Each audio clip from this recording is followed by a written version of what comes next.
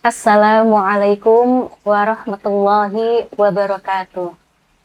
Marhaban ya Ramadan, marhaban ya syahrus sa'adah, marhaban ya syahrul ibadah, ya khaira khalqillah. Selamat sore sahabat Fatayat yang dirahmati Allah. Hati adalah pusat kehidupan rohani seorang muslim. Jika hati bersih, maka seluruh amalnya akan baik.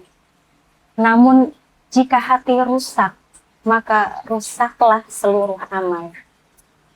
Dua penyakit berbahaya yang sering mengotori hati adalah ria atau pamer dalam beramal dan hasad, iri terhadap nikmat orang lain.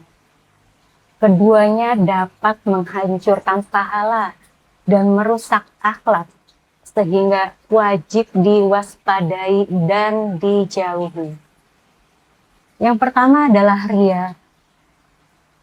Orang yang ria atau pamer oleh Sayyidina Ali memiliki 3 ciri.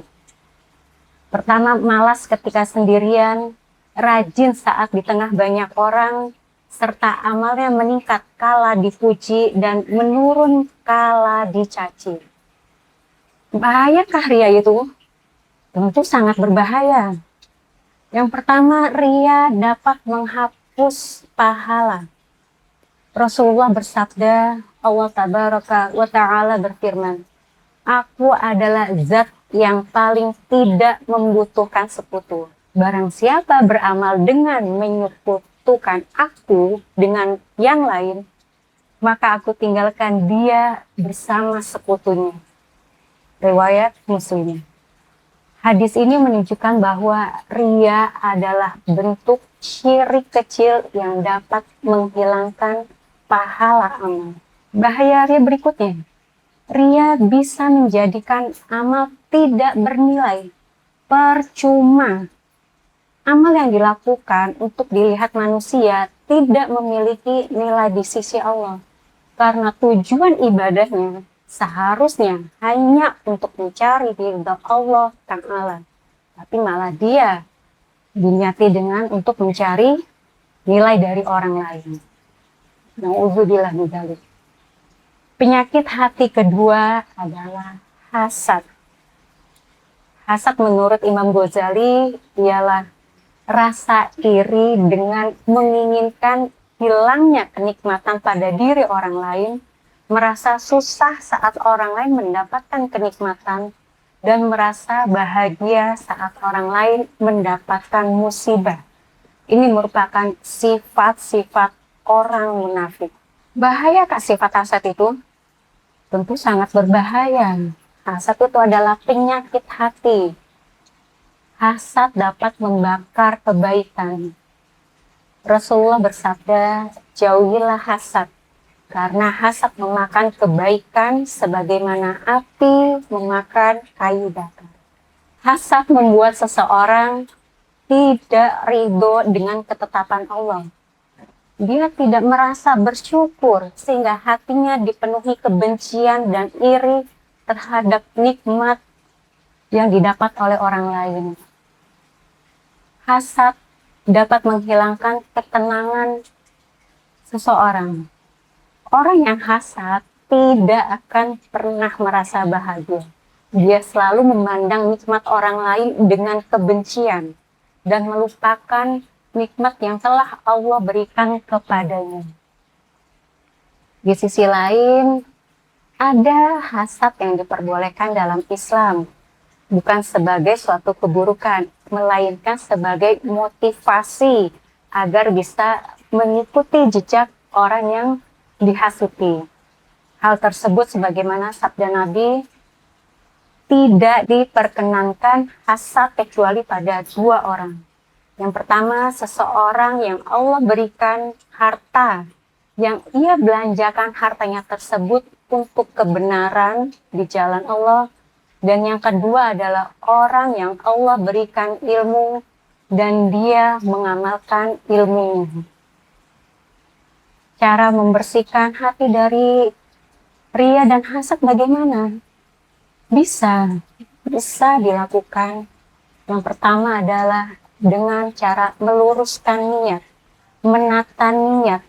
Dalam setiap amal, kita harus menata niat kita. Niatnya untuk apa? Niat untuk mencari ridho Allah. Bukan karena ingin dipuji, bukan karena ingin dinilai oleh manusia. Yang kedua adalah dengan cara banyak berzikir dan muhasabah. Zikir membantu hati tetap terhubung dengan Allah. Zikir, mengingat. Orang itu mempunyai rasa iri karena dia tidak ingat dengan Allah. Sementara muhasabah, introspeksi diri, itu menjaga keikhlasan hati. Kita introspeksi. Kita sudah banyak nikmat yang diberikan kepada Allah. Nikmat sehat, nikmat keluarga, nikmat tetangga, nikmat lingkungan. Kalau kita tidak bermuhasabah, maka bisa mengotori hati dari penyakit ria. Yang ketiga, mendoakan kebaikan untuk orang lain. Cara terbaik menghilangkan hasad adalah dengan mendoakan orang lain yang kita hasati untuk berharap mendapatkan lebih banyak kebaikan dan keberkahan. Mungkin ini sangat sulit, ya. Kita itu hasad sama orang itu, tapi kita malah mendoakan orang itu. Apakah bisa? Bisa. Caranya dengan latihan. Kita mulai menata niat, berlatih untuk menahan, jangan sampai mudah iri terhadap kenikmatan orang lain. Yang keempat yaitu menyadari bahwa semua nikmat adalah takdir Allah. Tidak ada nikmat yang salah alamat.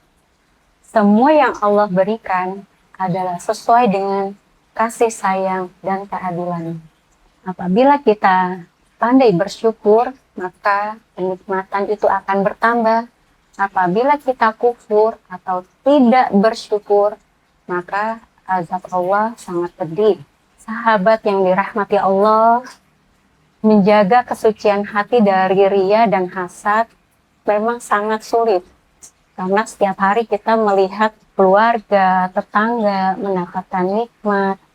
Kita rasanya ingin seperti ini, ingin seperti itu berarti kita lupa dengan nikmat yang Allah berikan kepada kita. Padahal menjaga hati bersih dari ria dan hasad adalah kunci kebahagiaan sejati. Hati yang ikhlas dan bersih akan melahirkan amal yang diterima, akan mendatangkan rizki yang mudah, akhlak yang mulia, serta menggapai ridha Allah Ta'ala. Semoga bermanfaat. Selamat berbuka puasa. Jangan lupa berdoa. Wallahul muwaffiq. Wassalamualaikum warahmatullahi wabarakatuh.